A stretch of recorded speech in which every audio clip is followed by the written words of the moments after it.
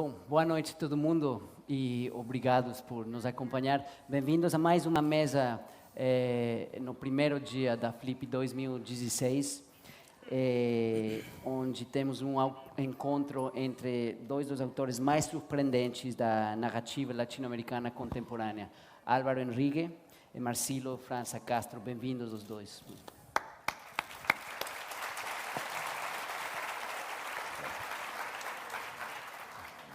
Vou começar apresentando, como já é tradição, aos nossos convidados. Álvaro Henrique é mexicano, mas hoje mora em Nova York e é professor na Universidade de Columbia. Seu romance de estreia, La Muerte de un Instalador, mereceu um dos prêmios mais importantes para o primeiro romance e anunciou a chegada de um autor transgressivo, original e muito divertido. Ele tem publicado, desde então, 2 livros de relatos, livros de ensaios e 3 ou 4, se não me engano... 5, creio. 5 romances. Deles, Morte Súbita é o romance mais recente. É o primeiro a ser traduzido para o português. Aliás, no ano 2013, ganhou o prêmio Herralde na Espanha, e agora é publicado pela Companhia das Letras, numa bela tradução do Sérgio Molina. Então, bem-vindo, Henrique. Muitas graças. E aqui ao meu lado temos o Marcílio França Castro, que com seu livro de estreia, A Casa dos Outros, entrou na tradição dos grandes contistas mineiros, embora os contos dele corram pelo mundo fora. Marcílio nasceu e continua morando em Belo Horizonte, onde se formou em letras pela Universidade Federal de Minas Gerais. Seu segundo livro de relatos, Breve Cartografia de Lugares Sem Nenhum Interesse, mereceu o prêmio da Fundação Biblioteca Nacional no ano 2012. E ele está lançando aqui em Paraty seu terceiro livro de contos, que aliás dá o título a esta mesa, a este evento, Histórias Naturais. Bem-vindo, Marcílio. Muito obrigado.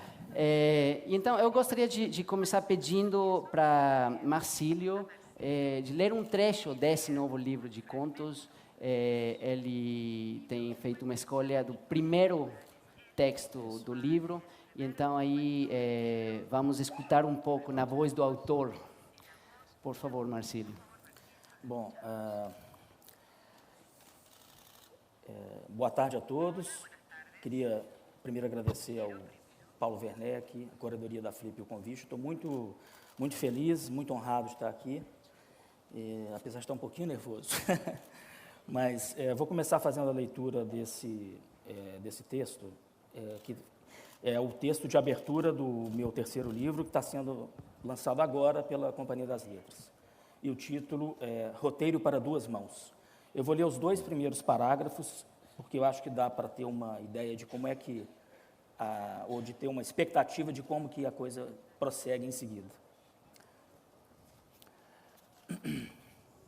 Precisavam de alguém que datilografasse rápido. Foi assim que emprestei as minhas mãos. O filme, um longa com mais de 2 horas de duração, era sobre a vida de Jacques Kerouac, as viagens que ele fez pelos Estados Unidos no fim dos anos 40 e como escreveu o livro em que elas são contadas. Além de ter atravessado o território americano de costa a costa, você sabe, e descido até o México, sozinho ou na companhia de Neil Cassady, Kerouac ficou famoso por ter datilografado On the Road em apenas 3 semanas, em um único rolo de papel, durante uma espécie de transe. Estamos atrás de uma batida ágil, frenética, disse o produtor ao me entrevistar. Uma batida que dê conta da vibração do Kerouac, do ritmo feroz e ao mesmo tempo maleável que só as mãos dele conseguiam ter. A conversa foi no escritório da produtora. Fiquei olhando para o sujeito sem entender bem o alcance daquela descrição. Na época, estávamos em 2000, eu não tinha lido quase nada de Kerouac, mas fiquei animado de cara. Eles acertaram em cheio. Minhas mãos estavam prontas para isso. Sempre estiveram prontas para isso. Minhas mãos até então desperdiçadas, com seus 600 toques por minuto. Na cena de abertura eu já entrava.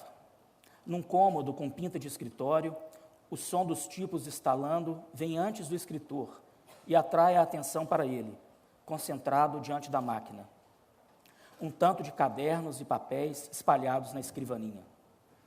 Em close, a câmera mostra uma xícara de café vibrando sobre a mesa, uma luminária e um cinzeiro. Na sequência, as mãos em disparada sobre o teclado. Confesso que me senti bem à vontade, como se nem fosse minha estreia, e soltei os dedos a todo vapor naquela Underwood de tom azulado e toque macio, idêntica à que Kerouac usou nas semanas de 2 a 22 de abril de 1951, em um apartamento em Nova York. Ainda sei de cor as 15 linhas que o diretor me fez bater um punhado de vezes, com ordem de parar em Neil Cassady, The Strange Neil Cassady, o Neil no final de uma linha e o Cassady no começo da outra. E eram essas as últimas palavras que eu sapecava no papel antes do corte, quando a imagem do rolo embolado atrás da máquina era substituída pela da estrada, um par de sandálias rotas pisando no asfalto. O filme, então, corria quase todo por aí, para frente e a céu aberto, entrecortado de vez em quando por uns flashes datilográficos.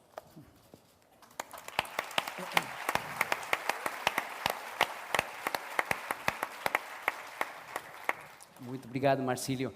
Eu fiquei intrigado pelo personagem, o narrador, que não só começa a fazer o dublê do Jack Kerouac, mas depois ele vira dublê do Hemingway, do Bukowski, e aí tem problemas, porque ele então começava a pegar os hábitos de cada um desses escritores. E achei super interessante a ideia da escrita quase como uma performance.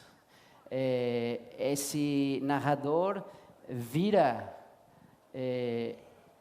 ele não é autor, mas ele está escrevendo mecanicamente, mas finalmente vira o autor através do ato físico da escrita. Vem daí a origem do conto? Bom, a origem do conto, até posso contar uma historinha aqui de como é que esse conto, como é que essa narrativa surgiu. Eu acho que por volta do ano de 2000, 2001, eu tive uma notícia de que um amigo meu, um jornalista brilhante, que inclusive está aqui na Flip, mas eu não vou falar o nome dele, ele, que é um datilógrafo veloz, eles descobriram, esse jornalista, a produção do filme do Walter Salles, que o Walter Salles estava fazendo sobre o próprio Jacques Kerouac, descobriu esse amigo meu jornalista como um datilógrafo. Eles estavam precisando de um datilógrafo, que datilografasse rápido. E ele foi para as filmagens fazer o papel de dublê de mãos do Jacques Kerouac no filme do Walter Salles. Eu tive notícia desse pequeno episódio, assim, né? E aquilo ficou na minha cabeça, achei aquele negócio esquisito. Eu falei, gente, ele me falou que ficou lá um tempão esperando no set de filmagem, antes de ser chamado. E eu achei aquela cena um pouco estranha, assim, um jornalista que aparece ali para emprestar as mãos dele para um filme sobre o Jacques Kerouac. Aquilo ficou na minha cabeça durante algum tempo, até que o personagem surgiu. Eu falei assim, e me veio a ideia assim, de dar uma carreira para esse personagem. Então, assim, não só dei uma carreira, como dei também um emprego. O personagem, que se chama Alex Fraga, ele trabalha num tribunal de justiça, ele é servidor público, datilógrafo do serviço público. Ele entrou na carreira de servidor público na década de 80 e começou a fazer esses filmes como dublê no começo dos anos 2000. Esse é o personagem. Então, esse personagem ele é curioso porque ele tem, assim, ao mesmo tempo em que ele experimenta, na condição dele de funcionário público, a derrocada de uma atividade que é a de datilógrafo, ele encena, nos filmes que ele vai fazendo, ele encena toda uma série de episódios de relação entre a escrita e a leitura durante todo o século XX. Porque ele nessa carreira dele de datilógrafo, ele encena o Jacques Kerouac, mas ele encena o Hemingway, ele encena o Cortázar, ele encena, tem uma cena curta sobre o Kafka, e ele termina encenando o Paul Auster, né, que é um escritor contemporâneo, e que, sabidamente, o Paul Auster escreveu sobre a própria máquina. Ele fez um livro que é uma homenagem à máquina, à Olímpia, que ele aposentou. Sim. Então, o personagem ele transita por todo o século,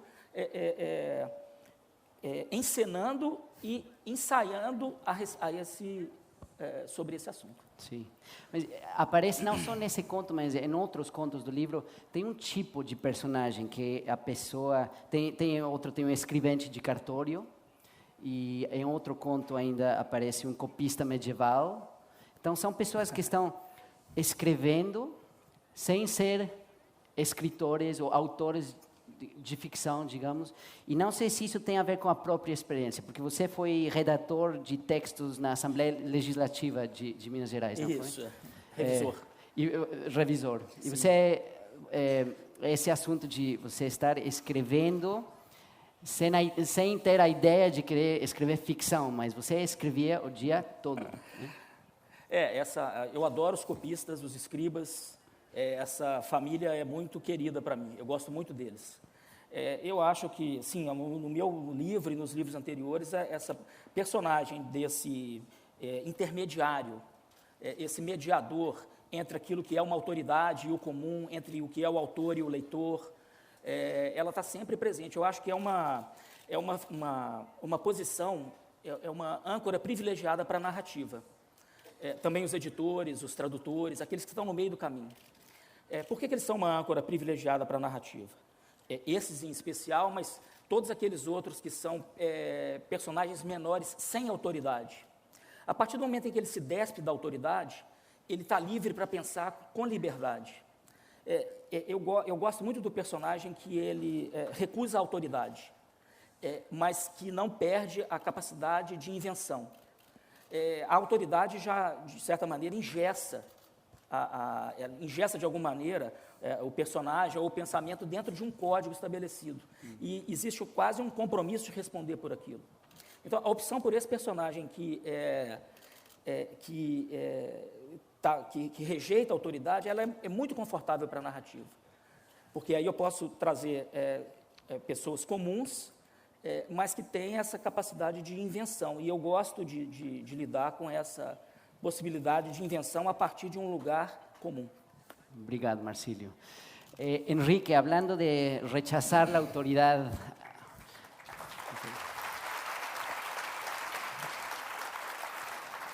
Hablando de rechazar la autoridad a través de la narrativa, me encantaría que nos leyeras las primeras páginas de la novela que estás lanzando aquí y luego hablemos un poco. Perfecto. Solo quiero hacer la anotación de que si tienes los audífonos puestos, Marcílio es una señora argentina. Perdón, muchas gracias, señora argentina, sin usted não poderia viver.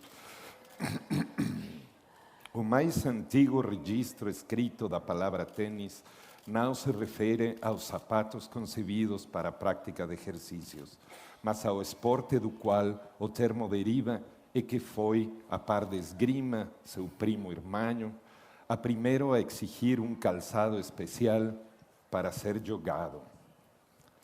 En 1945, Edmund Lacey, obispo de Exeter, Inglaterra, definió el juego con la misma ira sorda con que mi madre se refería a mis tenis Converse de juventud, siempre al borde de la desintegración. Ad ludum pile vulgaritem tenis non captum. En el edicto de Lacey, la palabra tenis, en vernáculo, está asociada a frases con el olor ácido de los expedientes judiciales. Profanis colloquis et iuramentis, vanis et specime perioris illicitis, sepius rijas. En la colegiata de Santa María de Exeter, un grupo de novicios había estado utilizando la galería techada del claustro para jugar partidos contra los muchachos del pueblo. El tenis de entonces era mucho más violento y ruidoso que el nuestro.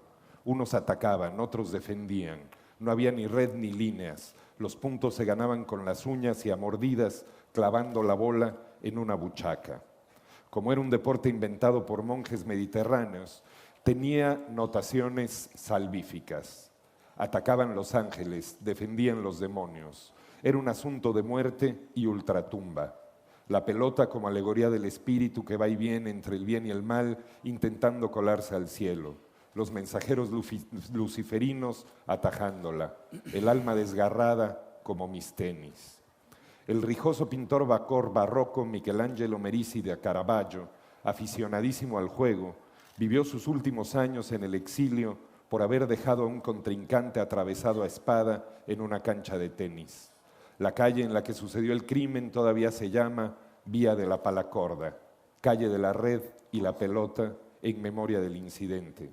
Fue condenado a muerte por decapitación en Roma y pasó años viviendo a Salto de Mata entre Nápoles, Sicilia y la isla de Malta. Pintaba entre comisión y comisión aterradores cuadros sobre decapitaciones en los que él mismo era el modelo de sus cabezas cortadas. Se los mandaba al Papa o a sus personeros como una entrega simbólica que provocara su indulto. Lo apuñaló luego a él mismo un sicario de los Caballeros de Malta a los 39 años en la playa toscana de Porto Ercole. Aunque era un prodigio con la espada y el puñal, como lo fue con los pinceles y las raquetas, la sífilis alucinatoria y el saturnismo le impidieron defenderse. Sepio Rijas ya había sido indultado y se dirigía por fin de vuelta a Roma. Hace unos años asistí a una de las 300.000 ferias de libro que se organizan todas las semanas por todo el mundo hispano, incluyendo la de Parachi. Un crítico literario local me encontró tan intragable que no pudo resistirse a dedicarme una filípica. En este caso sería una flípica. Como no tuvo el tiempo o la energía requerida para leer un libro y despedazarlo, publicó en su blog: ¿cómo se atreve a presentarse ante nosotros con los tenis en ese estado? Vanis et esposime periuris illicitus. Es normal que quienes se sienten dueños de cualquier género de autoridad se quejen del tenis, de nuestros tenis. Yo mismo suelo extender reclamos como cheques sin fondos sobre los Adidas de mi hijo adolescente. Utilizamos los tenis hasta el punto en que llevarlos puestos en un día de lluvia se convierte en un suplicio. Las figuras llamadas a mandar los odian porque son impermeables a sus designios.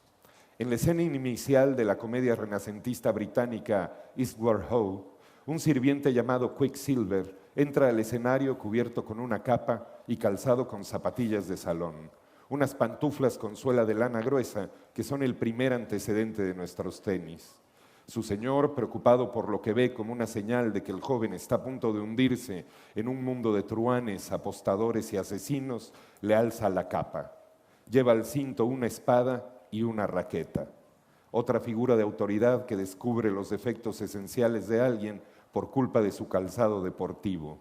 Una madre, un crítico literario, un obispo, el jefe. Cuando desmejora la apariencia del calzado de piel y baqueta, lo llevamos al zapatero para que le devuelva la novedad triste de una cara intervenida por el cirujano plástico. Los tenis son piezas únicas, no tienen remedio. Sus méritos están relacionados con las cicatrices que les dejaron nuestros malos pasos. Mi primer par de Converse tuvo una muerte súbita. Un día volví de la preparatoria y mi madre ya los había tirado. No creo que sea casualidad que en México, para referirnos a la muerte de alguien, digamos que colgó los tenis, que salió con los tenis por delante. Somos solo nosotros mismos, estamos en proceso de descomposición, jodidos, usamos tenis, vamos y venimos del mal al bien, de la felicidad a las responsabilidades, de los celos al sexo, el alma de un lado al otro de la cancha. Este es el saque. Molto obrigado.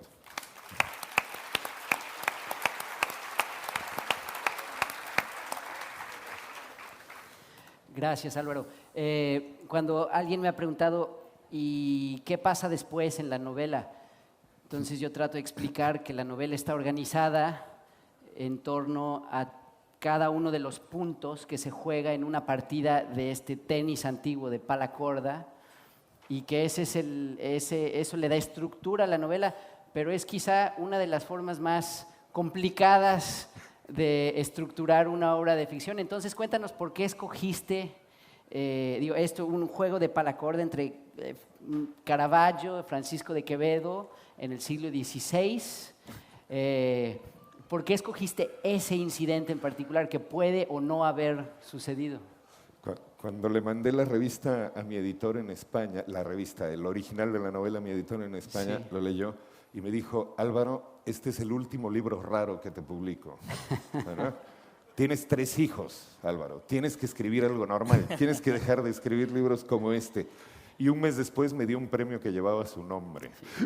¿No? Entonces, la estructura parece rara, pero no lo es. Hay una cuestión importante aquí, que es el personaje principal de la novela, que es Caravaggio. ¿No?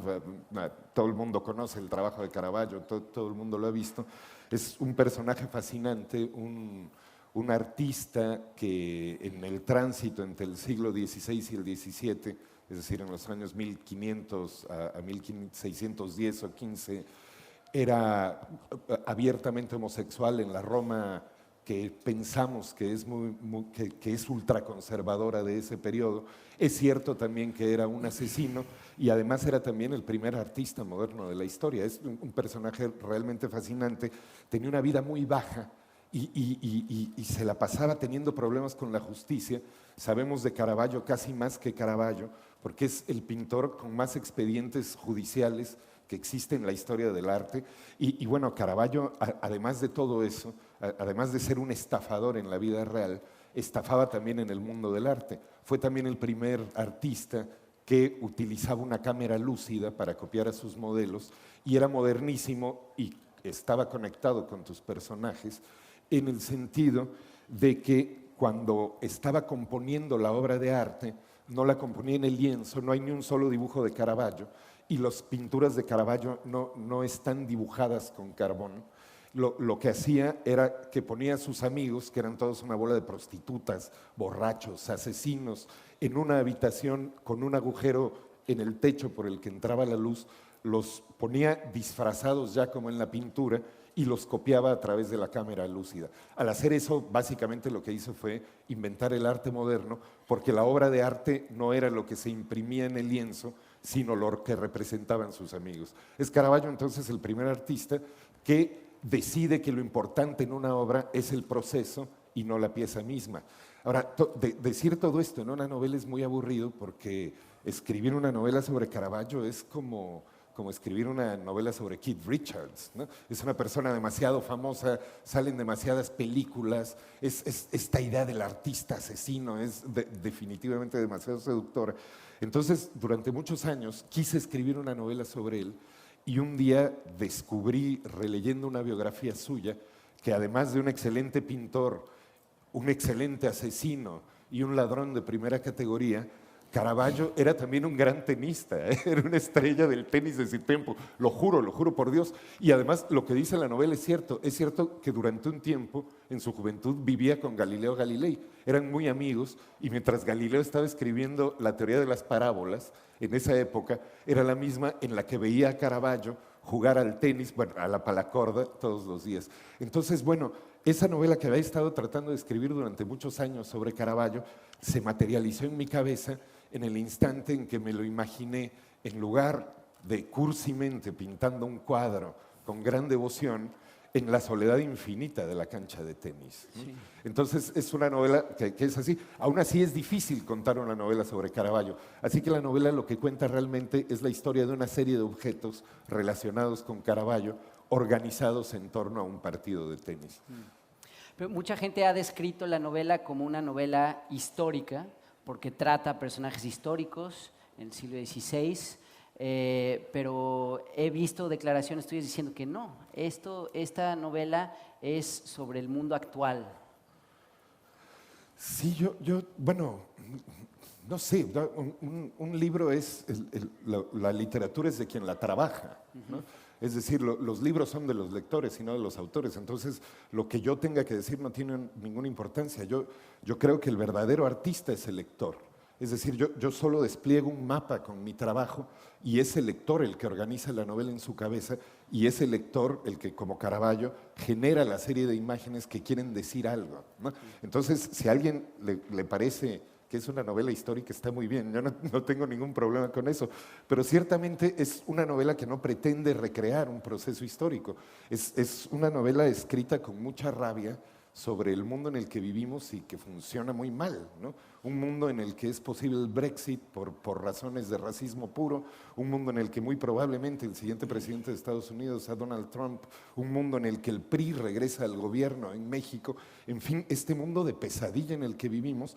Y el autor, el narrador de la novela, que no soy yo, es una persona que está viendo el mundo contemporáneo. La novela fue escrita al poco de la crisis de 2008, en el momento en el que los 3 países ricos del mundo hostigaban brutalmente a los países del sur de Europa y del sur de América por no ser suficientemente productivos, por preferir comer bien que mal, ¿no? Por preferir tomar siesta que morirse en la oficina, etc. Es una novela escrita con mucha rabia sobre eso, pero muy desde el mundo contemporáneo. Es decir, uno de los personajes de la novela es el narrador de la novela, tal vez el personaje más importante de la novela, y ese narrador está en el mundo contemporáneo y está muy emputado. Sí. Les quiero perguntar sobre sus métodos de trabajo. Marcílio, o Álvaro tem falado que ele não é Álvaro falou que ele não é um autor cartesiano no sentido de planejar a obra, ele começa a escrever e deixa a obra levar ele. Enquanto você, por exemplo, é um revisor, você tem falado de si mesmo como revisor obsessivo, que revisa um texto, depura, continua comparando versões e aí sai finalmente um conto. Nos conta esse processo. Bom, eu diria, para começar, eu acho que tem 2 coisas para dizer a respeito dessa sua pergunta. A primeira sobre o processo de criação e a segunda sobre a que isso leva. De fato, para mim, assim, a revisão é um procedimento de escrita, assim como é de leitura.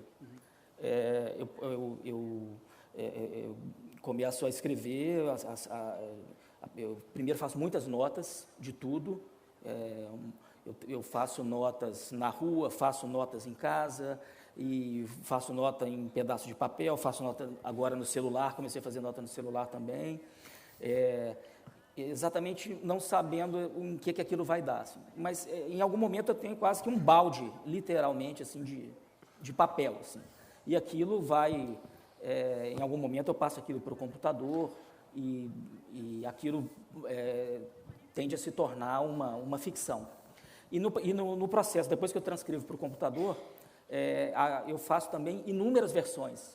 Esse trecho dessa ficção que eu li aqui agora, se eu for lá no meu computador, eu devo ter mais de 100 versões da mesma texto. Então, isso é muito trabalhoso, assim. Agora, eu não tenho... eu preciso, sim, de ter um rumo inicial para assim, imaginar um rumo aonde eu quero chegar com aquilo, mas, assim, um rumo que eu vou destruindo a partir do momento em que eu escrevo, assim. É só para eu me sentir um pouco seguro, mas aos poucos eu vou destruindo aquilo. Agora, eu vou aproveitar essa pergunta que você fez para emendar uma outra resposta, que é a seguinte, uma outra questão. Não necessariamente aquilo vai resultar num conto. Eu tenho, assim, eu estou um pouco... a palavra conto, ela não tem me agradado muito, assim, em relação à ficção que eu venho produzindo, porque, apesar de, em alguns casos, ela se encaixar bem, eu acho que a premissa da escrita é a liberdade da forma. Então, assim, não há essa liberdade da forma, ela é fundamental para que você tenha um texto, uma ficção boa. Eu não sei exatamente onde é que vai dar aquilo. Se você pega os textos da segunda parte do meu livro, alguns deles são comentários, alguns são notas, alguns parece se assemelham a um relato ou uma resenha, mas tudo numa chave ficcional. Então, assim, vamos dizer assim, essa definição de contista, ela, para mim, ela não serve assim, como uma... evidentemente, você pode, eu escrevo contos também, mas a ficção, a forma da ficção aberta, acho que encarar a ficção dessa maneira é muito mais interessante para o processo criativo. Sim. Eventualmente, eu posso chegar a algo que se assemelha a um romance, por exemplo. Mas você ainda não publicou um romance? Não, não. Mas esse livro, por exemplo, ele está catalogado como ficções. Sim, só isso. Eu acho que a recepção do termo conto, ela limita o livro, assim, até mesmo pela tradição que existe em torno desse termo. Né? Você fala em conto, normalmente as pessoas pensam numa história com personagem, começo, meio e fim, com um enigma que vai atrair o leitor, e em muitos casos não é isso que você escreve. Eu posso fazer uma indagação e ela ser uma indagação ficcional. Existe um trabalho com a linguagem que transforma essa indagação numa ficção. E eu acho que hoje tem muitos autores contemporâneos que fazem isso. Assim. Existe uma atração pela forma breve nessa composição. O romance do Álvaro, ele é todo feito de unidades ficcionais. Assim, tem uma armação, né, um arranjo poliédrico ali, em torno de alguns fios, mas você vê que tem um jogo de arquivo e de memória e ficção misturados ali, que é sensacional, não é? Mas eu acho boa essa ideia, essa liberdade da forma se amoldar a ficção à medida que você vai construindo. Sim. Falávamos hoje do livro do Álvaro, que tem trechos que parecem contos perfeitos, ¿no? Mas Álvaro, ibas a decir algo. No, nada más decir que la palabra clave aquí es juego, ¿no? Es decir, el trabajo de escritor, si no existiera el juego de la forma, cuando menos para mí, sería tremendamente aburrido, ¿no? Porque es decir, este mundo de las novelas de Dickens y Balzac, que son novelas prodigiosas y que hay que leer y que siguen siendo las mejores novelas del mundo, sirve muy poco para describir el mundo en el que vivimos, me parece. Leyendo tus libros pensaba en eso, ¿no? Que la idea de novela decimonónica, que es una cosa que empieza en un lugar, termina en otro y es de este tamaño, describe muy mal la experiencia de las mujeres y hombres en el mundo contemporáneo, que son mujeres y hombres que van con un iPod, por lo tanto nunca escuchan un LP completo, nunca se sientan y escuchan una ópera, sino una serie de arias que les gustan.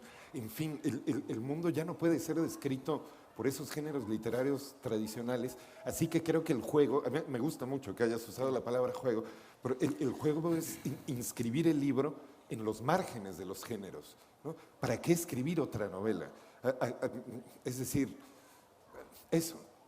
No, yo tengo la impresión, preguntaba sobre poética, de que mi trabajo sería aburridísimo si no supiera que al final de esta cosa tan ardua que son las versiones, la construcción de los personajes y la definición de los relatos y de las ideas que quieres decir, si no tuviera al final un proceso de remezcla, ¿no? Que es lo que en realidad me divierte muchísimo de hacer y también donde creo que los libros encuentran su verdadero significado, ¿no? Es decir, el libro no es el despliegue de una historia, sino la forma en que mezclas los elementos de esa historia. Y creo que esas libertades formales de las que estabas hablando, lo que hacen es abrirle la puerta al lector, ¿no? Creo que hacemos hoy en día o en los últimos años, en toda América Latina particularmente, creo que la literatura latinoamericana es mucho más experimental en los últimos años que la europea occidental o que la literatura estadounidense, que se ha vuelto tremendamente conservadora. Es decir, creo que el ejercicio final es abrirle la puerta a los lectores. Un libro como los tuyos son libros en los que el lector forma parte del libro, en los que las decisiones del lector modifican el contenido del libro. Y creo que la diversión, el juego, está en cómo pones las piezas juntas al final. E só para comentar isso que ele acabou de dizer, essa palavra jogo, acho que ela é uma palavra-chave mesmo, e muitas vezes no processo de escrita, de montagem, o jogo é você descobrir qual é o jogo, porque às vezes você começa com um determinado propósito e aquilo que você está escrevendo se transforma em outra coisa. Existe uma descoberta do jogo jogando. na ficção e na escrita.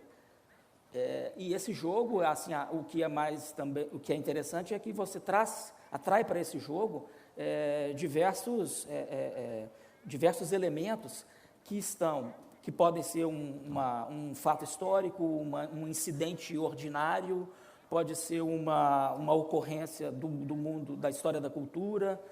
Tudo isso hoje, com a facilidade de pesquisa que a gente tem, é trazido para esse jogo. Eu acho isso uma coisa fascinante. Assim, se tem uma coisa boa, né, no mundo virtual e na rede, é o fato de que é a ampliação de possibilidade de pesquisa que ela trouxe para a gente. Então, assim, eu gosto eu sempre uso a rede como um lugar de pesquisa. E, junto com isso, tem a minha biblioteca. E nesse jogo, então, você traz elementos que são de arquivo, elementos que são dos livros, elementos que são incidentes da vida ordinária, que são da memória, que são da ordem da sua subjetividade, que são da ordem da subjetividade do outro, tudo isso para compor o jogo. Eu gostaria de pegar uma frase que você usou agora, o jogo é saber qual é o jogo. E isso me lembra uma citação do livro do Álvaro, no sé mientras lo escribo sobre qué es este libro. Tal vez sea un libro que trata solamente de cómo se podría contar este libro. Tal vez todos los libros traten solo de eso. Entonces, Álvaro, esta es una idea que tú estás poniendo en juego en tu novela. Es una media verdad, ¿no? Me he encontrado con el problema de que la crítica, sobre todo en Estados Unidos, confunde al narrador con el autor, sí, y piensan que soy una persona que escribe libros que no sabe de qué se tratan, ¿no? Lo cual no me hace quedar muy bien en la prensa estadounidense, ¿no? Quedo como una persona muy desorganizada, lo cual no soy, soy bastante nerd. En cualquier caso, sí, a mí, bueno, si eres novelista, si tu trabajo es ser novelista, todo el tiempo te estás preguntando ¿qué es una novela? ¿No? Es decir, es una forma misteriosa, inventada por Cervantes, tal cual la conocemos, y es un tipo de artefacto que se mantiene vigente, ¿no? que sigue funcionando, a pesar de que tiene ya más de 400 años, y que sin embargo nunca es igual a sí mismo, ¿no? Cada novela que se escribe, cada novela exitosa que se escribe es una novela que tiene una forma única e irrepetible. Entonces es como si cada buena novela que nos encontramos ahí por la vida, cuando vamos leyendo muchísimos libros malos, pero de pronto encontramos uno bueno, cada novela es como si fuera la primera novela que fue escrita y como si fuera la última, porque las novelas no tienen hijos, las buenas novelas no son reproducibles. En ese sentido, yo terminé convencido de que seguimos escribiendo y leyendo novelas precisamente porque la forma de la novela es lo que nos seduce como lectores, ¿no? ¿Cómo es posible, cuando menos yo no sé tú qué pienses, pero cuando menos eso es lo que pienso cuando estoy trabajando en un libro, es cómo se cuenta esta historia, ¿no? En este momento estoy trabajando en un libro, es de mala suerte decir sobre qué está trabajando uno, así que no voy a decir, pero es un libro que sucede en la frontera entre México y los Estados Unidos en el siglo XIX, y el problema que tengo, o que tuve hasta hace unos meses, era precisamente ese, que no sabía cuál era la forma que tenía que tener el libro. Una vez que sabes cómo se cuenta el libro empieza a contarse solo, y lo más interesante de todo es que descubres por qué lo querías escribir, ¿no? Es un laberinto tan grande una novela que uno termina ahí adentro preguntándose todas las mañanas. Yo tengo unos hábitos como de soldado alemán, entonces me levanto todos los días en la madrugada a escribir. Y todos los días lo que digo, ¿qué estoy haciendo aquí? ¿No? ¿Por qué estoy en este laberinto ingobernable? En cuanto encuentras las reglas del juego que querías jugar, las cosas se organizan solas y la novela empieza a tener significado. Creo que escribir depende más de la forma de lo que podemos percibir cuando estamos leyendo, porque estamos distraídos por las anécdotas, por los personajes, por las florituras del lenguaje, etcétera, ¿no? Eu diria até que essa é a melhor parte da escrita. É aquele momento em que você... Eu concordo plenamente com o que o Álvaro disse.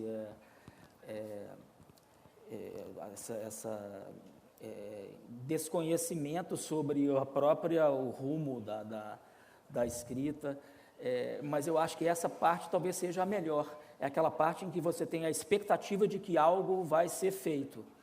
Para mim é a parte em que eu posso ler, a parte em que eu posso pesquisar, a parte em que há essa indefinição de como as peças vão se encaixar, né? Porque enquanto você não consegue definir um ponto de vista, ou a maneira como você vai dar sequência naquilo, é difícil ir adiante, né? Eu estou trabalhando já comecei a trabalhar num outro livro agora, em que eu estou exatamente nesse ponto, assim, de tentar definir quem diz o que e como e para quê. Mas eu acho que a melhor parte da ficção é essa. Sim. É a parte mais fabulosa em todos os sentidos, assim. Eu queria perguntar para os Y dois. es ahí donde creo, tengo la impresión, no sé, tú me dirás, donde aparecen también los golpes de genio. Tú nunca vas a reconocer que tuviste un golpe de genio en tu novela, pero hay este momento en el relato que estabas leyendo, en el que el personaje, entrando a la Corte de Justicia todos los días, se planta frente a la escultura de la justicia que tiene los ojos vendados y dice, puta madre, la justicia es una dactilógrafa. Ese golpe de inspiración, es un momento divino, ese golpe de inspiración, esos golpes de inspiración vienen del momento en el que la historia se empieza a articular. Ya estoy sonando como un viejo latinoamericano, pero se empieza a articular sola. Es que soy viejo y latinoamericano. E muitas vezes acontece num bar, né? Você está ali olhando para o teto e, de repente, vem aquilo na sua cabeça. E um processo... O en la regadera, ¿no? Lo cual es más bochornoso, pero las mejores ideas que he tenido las he tenido en la regadera. É um processo prazeroso ainda para os dois, a escrita, ou tem partes que são uma tortura? No, a mí me gusta muchísimo mi trabajo.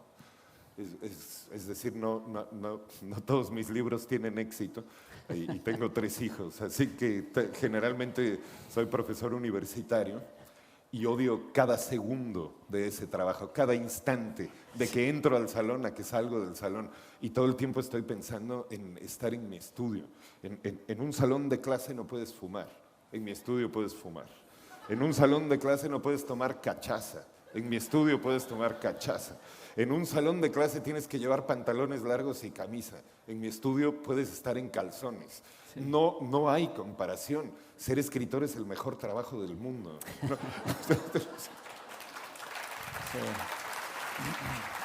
Vai ser el lema de la Flip. Marcílio, você concorda com? Bom, eu não sou tão feliz assim com a minha... Para mim, a melhor parte é essa parte em que a história ameaça existir, assim, em que a ficção te ameaça, em que você pressente que ali vai ter alguma coisa. Porque é também a parte em que eu tenho uma biblioteca muito boa na minha casa, é a parte em que eu posso entrar na biblioteca e sacar todos aqueles livros que têm alguma relação com o que eu estou pensando, ler um pedaço, ler um trecho aqui, ler outro trecho ali, rascunhar, imaginar, sair para uma caminhada noturna e como o Armando Freitas, em um poema dele diz que faz pegar uma caneta com a balconista de uma lanchonete para fazer uma anotação. Essa parte, ela é, para mim, uma parte espetacular, assim. Agora, quando eu já tenho uma matriz de um texto, a matriz estabelecida, ou para tornar, é a parte mais difícil, assim, que é quando o texto ainda não tem uma forma definitiva, em que é a parte de muito trabalho para mim. Porque eu não sou um escritor que escreve torrencialmente, de um jato, assim. Eu não tenho, isso para mim não é impossível. É impossível falar assim, sentei e numa noite eu escrevi 20 páginas. Isso para mim não existe. Eu posso numa noite escrever 3 cupons de supermercado, 2 envelopes de conta, isso eu posso fazer numa noite. Agora, para eu escrever 20 páginas, eu tenho que trabalhar muito. Sim. E no final também, assim, quando você está terminando o texto, é ótimo, porque aí é só aquela fase, para mim, da preciosidade, em que eu posso substituir uma palavra por outra, eu posso, aquela que você vai colocando ali os pequenos adereços que vão dar aquele brilho final para o texto. Então, é isso. Mas existe uma parte grande do trabalho que para mim, sofrida, assim. Pero lo que vale la pena Mas es um dia eu el chego camino, lá, ¿no? um dia eu chego lá. No, sí, Aproveitar no, tudo que puder. Yo lo que disfruto es el camino.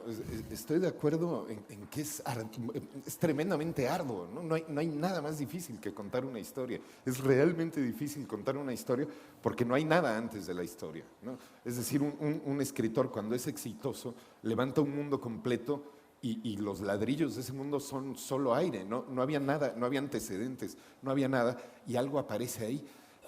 Pero también está la adicción al momento en el que empieza a funcionar el juego, ¿no? Que a lo mejor es un privilegio de los escritores mayores de 40 años. Cuando ya empiezas a reconocer el tipo de placer que produce la escritura. Yo pienso muchísimo ¿se acuerdan? Supongo que Brasil no es el mejor lugar para recordar a Maradona, pero el gol de Maradona contra Inglaterra, ¿se acuerdan? En el Mundial de México 86, en el que agarra el balón en el último cuarto de la cancha y libra completo al equipo inglés y ¡pum!, la clava. Hay un momento en todos los libros en los que cuando menos yo tengo esa sensación, ¿no? Es decir, aquí se está haciendo algo. El libro se empieza a convertir en una especie de música que empieza a guiarte a ti. No quiero decir esta cursilería de que el libro se vuelve independiente de uno, ¿no? Porque no es cierto, uno siempre tiene control absoluto sobre lo que está escribiendo, pero sí es cierto en el que hay un momento en el que la forma y el contenido del libro amachinan, perdón señora traductora, no sé cómo va usted a traducir la palabra, empatan, ¿no? Y la escritura se convierte algo muy fluido. Yo, como soy una persona optimista, es eso lo que recuerdo de los libros y no los meses y años trabajando en el estudio perdido en la oscuridad. En calzones. No, generalmente me pongo un traje a las 7 de la mañana. Marcílio, eu apresentei você como um escritor mineiro que faz parte de uma longa tradição de grandes autores, talvez dos maiores autores da literatura brasileira saindo de Minas. E você se sente parte dessa tradição? Tem uma coisa própria de Minas? Alguma vez Luiz Vilela, o contista mineiro, falou comigo que Minas era um lugar terrível, porque engolia em árvore, né? Não, engolia os filhos, os jogava fora. Você permanece lá, mas o fato de ser mineiro, você sente o peso de uma tradição ou nem liga? Não. Eu me sinto mais mineiro quando eu saio de lá, porque eles me lembram que eu sou mineiro, entendeu? Como agora. Desculpa. Mas eu não tenho essa sensação. É lógico que você tem uma tradição de escritores mineiros incríveis. Me sinto até orgulhoso de ser conterrâneo deles. Mas essa questão da tradição, eu acho que você tem uma construção em torno disso. Evidentemente que você se apropria de algumas coisas e mantém outras. Mas, sinceramente, eu acho que quando eu penso na minha própria literatura e naquilo que eu leio e gosto, eu me vejo muito mais conectado com autores, inclusive de fora do país, do que com autores brasileiros ou mineiros. Sim. Essa questão de você mencionar, você permanece em Minas Gerais. Eu acho que essa questão de permanecer em Minas Gerais ou sair de Minas Gerais, ela é hoje uma questão praticamente vencida. Ela foi uma questão durante todo o século XX, porque Belo Horizonte, como uma cidade que não ali à sombra de São Paulo e do Rio de Janeiro, escritores, para se estabelecerem como tal, tinham que sair de lá para buscar leitores, para buscar editoras. Só que isso hoje isso não vale mais. Hoje você se comunica você se comunica você pode ter você se comunica por e-mail, você viaja com facilidade para onde você quer ir. Então, é aquela história lá do Drummond, do retrato na parede, como dói, isso para mim não funciona mais. Assim. Ou então, do 80% de ferro nas almas, também não, porque o minério já foi todo explorado, então não sobrou nada, nem um quinhãozinho de ouro para nós. Sim. Então, eu me sinto mais à vontade dialogando com a literatura do Álvaro, dialogando com uma ficcionista como a Lydia Davis, que é americana e que escreve ficções breves de forma inclassificável, ou com o Gonçalo Tavares, que é um autor português, ou com Borges, ou com Kafka, que são os autores que eu admiro. Mas isso não me faz também, eu continuo sendo amigo do Murilo Rubião. O Murilo Rubião me ensinou a ler Kafka. Lendo o Murilo Rubião e não entendendo o Murilo Rubião, quando eu tinha menos de 20 anos, eu li o Murilo Rubião e não entendia nada dos contos dele. Aquela dificuldade de entender me ajudou a ler Kafka, porque aí eu fui já para o Kafka preparado para não entender o absurdo que estava escrito ali. Então, assim, uma forma de aprendizado, assim, isso eu devo ao Murilo Rubião. Mas eu não faço essa associação numa linhagem de escritores mineiros. Eu acho isso uma coisa muito perigosa e hoje mais ainda. Sí. Eu procuro me afastar um pouco disso. Sí.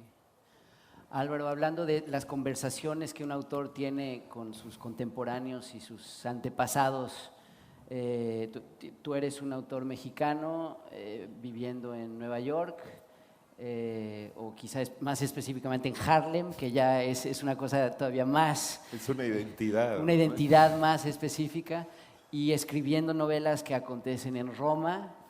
Quería preguntarte cómo te colocas tú frente a tus raíces mexicanas y al tipo de literatura de la que te nutres. Pues bueno, según la descripción que has hecho de mi vida, soy una persona bastante confundida, ¿no? Pero yo no... De pertenencias múltiples. De pertenencias múltiples, sí. No, la verdad es que aquí es el momento de citar a alguien, pero como ya tengo más de 40, ya mi memoria no sirve, así que no me acuerdo quién fue. Pero es cierto que la patria es la biblioteca, ¿no? La patria. Sí, es decir, yo tengo la impresión de que al final el que tenía razón era Quevedo, precisamente, que es un personaje en la novela, quien reta un juego de tenis a Caravaggio. Y él tiene un soneto sobre quedarse en casa a leer, ¿no? Y dice que en realidad vive en conversación con los difuntos. Me parece que escribir es precisamente eso, ¿no? Mantener una larga conversación con las personas que te producen más placer y más alegría en el mundo, y que suelen ser precisamente autores difuntos, aunque hay grandes autores contemporáneos y que están vivos. Yo tengo una relación sana con la literatura mexicana, y con la literatura latinoamericana, y a partir de este viaje más con la literatura brasileña, que es el gran enigma latinoamericano, porque no nos comunicamos lo suficientemente bien, pero igualmente soy un lector de literatura universal, no tengo ningún pudor en leer muchísimas traducciones de autores centroeuropeos, de autores franceses, no le francés, etcétera. La relación con México, pues es una relación saludable, que crecí ahí, ¿no? Es indudablemente el lugar, el centro de referencia para todo lo que hago, y lo más importante, el español de México me parece tremendamente enternecedor y conmovedor y divertido. En México tenemos una relación con el español que no sé si ustedes tienen con el portugués, porque los brasileños tuvieron una relación muy inteligente con el imperio, ¿no? Traerse al emperador y que deje de joder. En México nunca pudimos hacer esa jugada maestra, aunque supongo que se habrá planeado varias veces. Entonces, el español de México es un español construido para destruir el español de España, ¿no? La idea del español mexicano es que es un español estrictamente destructivo. Te contaba ayer que mi traductor al portugués, que es genial, Sergio Molina, se enojaba muchísimo por la forma en que, siendo mexicano, utilizo los pronombres, que no es precisamente la forma en que Cervantes recomendaba colocar los pronombres en la frase. Yo al final le decía, bueno, ¿eres alemán o brasileño? ¿No? Es decir, ¿qué te pasa? ¿De dónde esta idea de la autoridad del lenguaje y demás? El español de México es un español, creo que enternecedoramente divertido. Es un español fundamentalmente rebelde, que se rehúsa definitivamente a mantener los estándares dictados por la academia, y por lo mismo es un español tremendamente imaginativo. Entonces, si tuviera una relación con la tradición que fuera muy profunda, vendría de ahí, ¿no? Sí. Cada vez que me subo un taxi, que vuelvo a México y me subo un taxi, escuchar al taxista hablar es la felicidad absoluta. En México los taxistas no son de derecha, no sé cómo sea en Brasil, pero en Argentina y España no se puede hablar con los taxistas, pero en México sí son de izquierda. Bom, eu não sei, apesar da mesóclise ter usurpado pouco a língua no momento, eu acho que a língua portuguesa, a minha relação com a língua, no caso do Brasil, um país continental, tem essa variedade imensa de possibilidades. Eu acho que essa é a riqueza que deve ser aproveitada, né? Eu citei aqui a mesóclise, mas é só porque em algum momento essa fatia da língua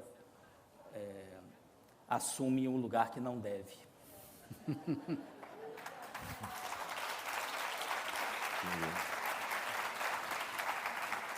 E esse comentário foi feito de acordo ao dicionário da língua portuguesa aprovado. Eu tenho uma pergunta para o Álvaro.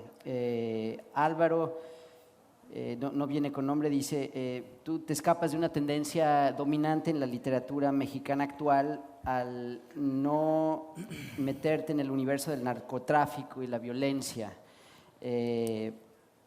Eso es porque es más fácil no involucrarte con el narcotráfico o no tratarlo en tu obra porque vives fuera de México y te pesa a ti la idea de la narcoliteratura como género. No me pesa, ¿no? Definitivamente no me pesa, y creo que hay novelas importantes que se relacionan con el problema del narcotráfico de México, pero es una cuestión de punto de vista, de dónde, diría un profesor argentino, ¿en dónde está el narrador? ¿En dónde está el narrador? Es decir, ¿en dónde se para alguien como escritor, ¿no? Creo que la realidad atroz e insoportable que vive mi país, que es el país al que le debo todo, absolutamente todo, todos mis hijos son mexicanos, le debo mi salud, le debo mi educación, le debo mi lengua, le debo mi biblioteca, le debo mi matrimonio, le debo absolutamente todo lo que soy y tengo. Esta cosa horrible que está pasando en el país por la incompetencia del gobierno y por la hipocresía de los poderes mundiales, que suponen que el problema de las drogas es un problema policíaco y no un problema de política y un problema militar. Esta cosa atroz creo que está magníficamente descrita en los periódicos por los periodistas, tal como sucede todos los días. Creo que la posición de un escritor es mirar desde un otero más alto, ver desde un lugar distinto para tratar de explicar qué es lo que sucede. Yo podría decir que Muerte Súbita es una narconovela, es una novela sobre decapitaciones, es una novela sobre el surgimiento de la violencia en la modernidad, Es una novela sobre por qué quien realmente nos la mete doblada todos los días son los putos bancos, ¿no? Es una novela sobre por qué a los gobiernos les conviene la incompetencia, y es una novela por qué los niveles de autoridad que manejan los estados contemporáneos son incorrectos, porque no permiten que la gente tome decisiones menores en su vida, como drogarse o no, como vender drogas o no, y muchas otras distintas. En ese sentido, creo que el trabajo de un periodista es decir A es A, ¿no? O A es B, C y D. Y en cambio el trabajo de un escritor es decir A es como B, A es como C. Y en ese sentido me parece que ayudo más, como todos los mexicanos, soy una persona que está traumada por la hiperviolencia que padece México. No puedo escribir desde otro punto de vista que el del trauma de lo que le hicieron a nuestro país un grupo de personas que nunca entendimos de dónde habían salido, pero creo que ayudo más explicando o proponiendo un punto de vista diverso que definiendo la realidad exactamente tal como es, ¿no? Es decir, decir que México es un país que está lleno de narcos, pues basta prender la televisión para saberlo. Decir, en cambio, que la violencia de Estado es un vehículo que utiliza la Iglesia en el siglo XVI y que los métodos que utilizaban los papas en el siglo XVI son los mismos que utilizan los zetas en Tamaulipas hoy en día, creo que puede producir puntos de vista cuando menos refrescantes, ¿no? Sí. Entonces eso, el trabajo del escritor es ver las cosas desde otro lugar, pero mi compromiso con la realidad es absoluto, es solamente que se limita a mi vida civil y no a mi vida como creador. Marcílio, o que você acha? Bom, essa questão, acho que foge um pouco a minha... Esse assunto da função do escritor, que não é descrever o mundo... Ele está falando um pouco da realidade do país dele. Sim. Eu queria que você formulasse a pergunta de uma outra maneira. Não necessariamente no caso do México, mas agora falando da função do escritor, que não é descrever a realidade como ela é, mas é dar um jeito de nos fazer entender a realidade através da narrativa. Eu não sei se seria exatamente fazer entender a realidade através da narrativa, mas eu estava dizendo aqui há pouco que eu tenho uma preferência pelos personagens sem autoridade. Eu acho que tem uma coisa que me incomoda no mundo de hoje, é o excesso de padronização. Assim. Você tem pacotes para comer, pacote que te ensina a comer, que te ensina a dormir, pacote que te ensina a se comportar numa mesa. Tudo isso é comercializado hoje. Isso é uma coisa que me incomoda muito.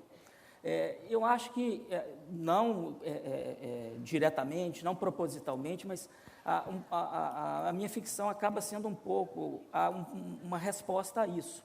A partir do momento em que eu procuro disparar a imaginação, a capacidade de análise, a partir do momento em que uma ficção, a partir de um incidente ordinário, você desloca um ponto de vista sobre aquele objeto e desacomoda o olhar comum, eu acho que isso tem uma função de incentivar a imaginação e enxergar aquilo que já é uma realidade sedimentada ou pré-estabelecida de outra maneira. Então, não é uma função direta do escritor, é uma função de provocar o leitor para que, de alguma maneira, ele possa deslocar o ponto de vista dele em relação ao assunto tratado. Né? Aqui nesse livro, tem vários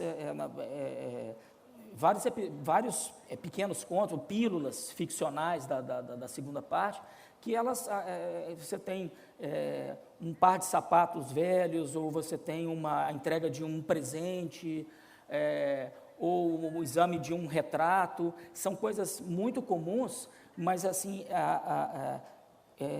conjugadas de tal maneira que ela submete o leitor a uma indagação sobre um ponto de vista padronizado. É uma tentativa de reverter isso. Não que eu escreva pensando nisso, mas no final das contas, relendo as coisas que eu escrevi, eu acho que elas têm esse efeito, ou pelo menos eu gostaria que elas tivessem. Até eu costumo dizer assim que eu gosto de pensar naquilo que eu escrevo como uma espécie de realismo oblíquo. Eu gosto dessa expressão realismo oblíquo, que não é um realismo tradicional, que tem essa tentativa de fazer uma reprodução da realidade tal e qual. Não é um realismo fantástico, que a partir de um incidente abre uma fenda para algo que pode resvalar no sobrenatural.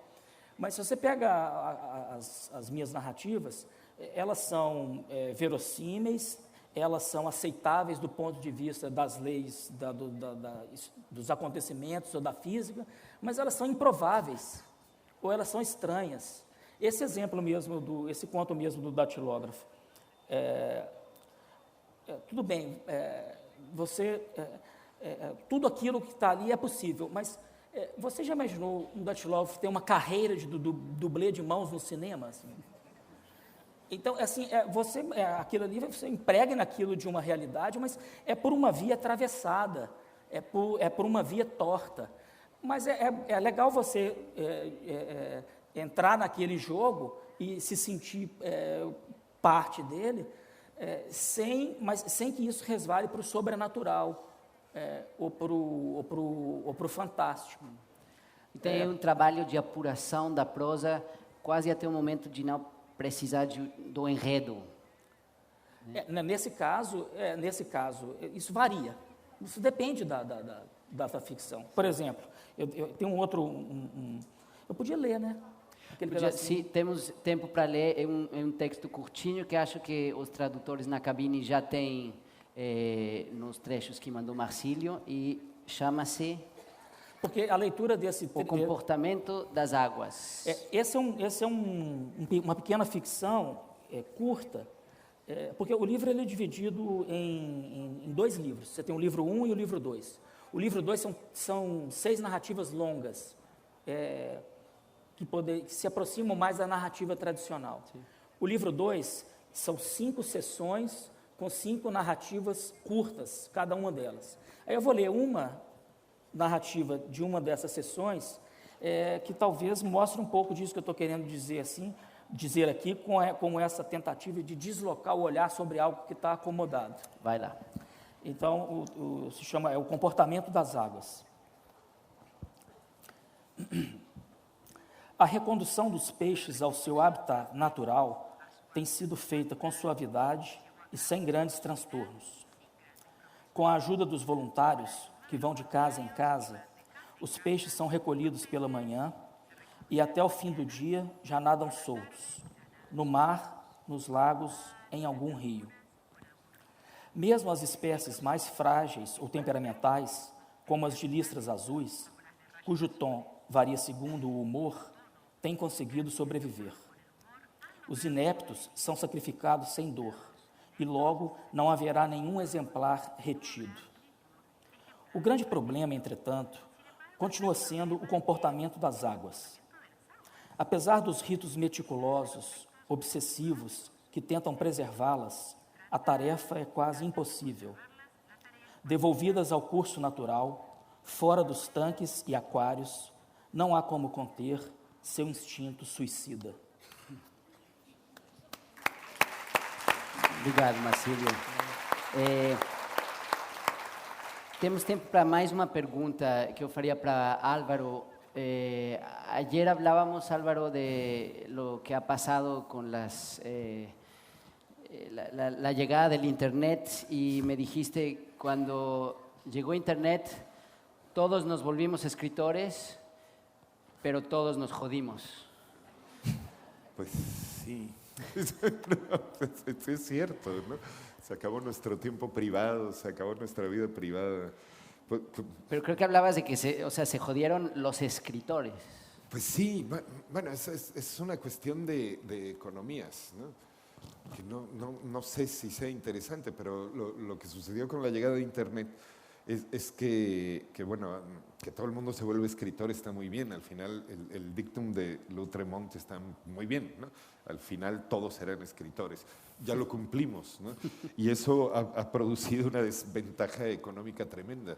Lo que sucedió, que yo lo vi suceder pues durante mi carrera, fue que al ser sustituidos los periódicos y las revistas por sus versiones de internet, los propietarios de los periódicos y las entrevistas y las revistas descubrieron que era posible no pagarle a los escritores y los escritores iban a seguir escribiendo o pagar muy poco, ¿no? Eso produjo creo que una disminución en la calidad de la escritura en los medios en general, porque al dejar de ser un trabajo hiperespecializado en la escritura, los escritores profesionales se fueron retirando hacia otros lugares. Creo que la mayoría de los escritores hoy en día dan clase en lugar de escribir en periódicos y revistas, porque simplemente los periódicos y revistas dejaron de darle de comer a los escritores. Pero ese es un problema menor, ¿no? Hay problemas y también encantos más profundos, ¿no? Me parece que también es cierto que somos una generación que, te lo decías tú hace un momento, ¿no? Que tiene acceso a más información que ninguna otra. Mis novelas siempre están respaldadas por un trabajo de investigación muy largo. Tal vez escribo libros solo para tener pretextos para estar leyendo durante años sin que nadie me regañe por no estar haciendo nada más que leer. Y la distribución de la información en la era de Internet pues es infinitamente más fácil, ha hecho muy fácil la vida de un investigador y eso está muy bien, ¿no? Yo no tengo empacho en decir que creo que Wikipedia se convirtió en una herramienta para absolutamente todos, no sé si para los escritores, pero indudablemente nuestra vida se ha vuelto mucho más fácil, ¿no? Tengo un amigo italiano que es dueño de una editorial y hacía durante toda su infancia, su padre era editor y era un editor de cartas náuticas. Era un trabajo precioso, además un trabajo que tenía 500 años de edad, un trabajo del que se podrían escribir una cantidad de poemas espectacular. Y en algún momento alguien inventó el GPS y se acabó el trabajo del editor de cartas náuticas. Ese la tiene peor que nosotros, ¿no? Sí. Essa questão da internet e da era digital, essa é uma questão que eu sempre me faço e ponho e me faço como escritor assim diante disso. Bom, eu tive uma formação da era moderna analógica. Cheguei a datilografar, era um péssimo datilógrafo. Eu escrevi cartas, recebi cartas, gosto de rádio, de radinho, de pilha até hoje. Todo esse maquinário analógico que parece que está desaparecendo, isso, para mim, como escritor, é uma ferramenta que me leva a perguntar, a fazer perguntas à era digital. Eu acho que eu me sinto, como escritor, privilegiado de ter um olhar simultâneo sobre as duas situações. Eu não sou um nostálgico e também não faço apologia não sou um entusiasta incondicional do mundo virtual e da era digital, mas eu acho que tem coisas boas, muito boas acontecendo para serem aproveitadas aí. A questão é que resposta você dá a isso? Para mim não se trata assim de condenar ou absolver a internet ou de ficar com saudade dos tempos que foram. Para mim a questão é como eu, que tive uma formação de algo que já está em ruínas, e essa ruína não é uma ruína só de uma geração, ela é uma ruína milenar, porque a transformação que ocorre hoje no regime de leitura e escrita não é uma transformação qualquer, como a invenção da máquina de datilografar, ela é uma transformação muito mais radical. A carta praticamente deixou de existir, a carta como um instrumento porque a carta, inclusive, um dos elementos da carta era o tempo da espera. A espera como tempo fazia parte da escrita da carta. Hoje você não tem mais esse intervalo da espera. Então, ainda que você tenha alguns mecanismos de comunicação que sejam substitutos da carta, o e-mail ou mesmo a mensagem por celular, elas aboliram uma coisa que era fundamental da carta, que é a espera. Então, essa transformação, para mim, ela é radical, ela é milenar, ela é do milênio. Eu tenho que lidar com isso da melhor maneira possível. Eu acho que o fato de nós, vários aqui de nós, termos tido essa formação numa era que está se acabando, nos torna privilegiados. Porque nós vamos poder indagar essa era que está chegando com uma consciência que vai desaparecer. A nossa própria consciência já é uma ruína. O modo de a gente lidar com esses instrumentos, ele vai desaparecer. Então, eu diria assim que a nossa própria memória, o nosso pensamento já é um bem em extinção. E eu quero aproveitá-lo o máximo em função da literatura. Assim, eu quero usar isso em benefício das coisas que eu escrevo. Sim. Senhoras e senhores, sabendo que a nossa consciência é uma ruína, infelizmente chegamos no final da nossa mesa, mas Álvaro, Marcílio, muito obrigado. Obrigado. Muito obrigado. Obrigado.